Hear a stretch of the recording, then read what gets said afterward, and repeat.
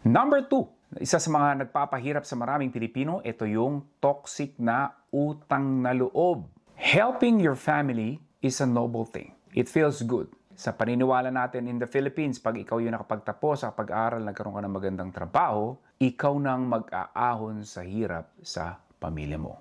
Ikaw ang panganay, ikaw ang breadwinner, ikaw ang inaasahan. Magandang pakinggan, maganda sa theory, so to speak, pero at some point, nagiging toxic na itong paniniwala na ito. Because eventually, ang mangyayari, buhat-buhat mo or kargado mo ang buong henerasyon ng pamilya mo. So, ang ending, hindi ka nakakapag-ipon para sa sarili mong pamilya or para sa kinabukasan mo. Kasi nauubos lahat ng kinikita mo sa mapakarami mong obligasyon. You are not broke because you are not a hardworking person. You are broke because your income divided into 10 different directions at wala doon ang papunta sa future mo.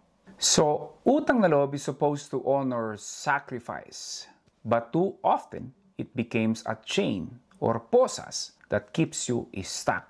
In short, my friend, one income cannot feed one clan.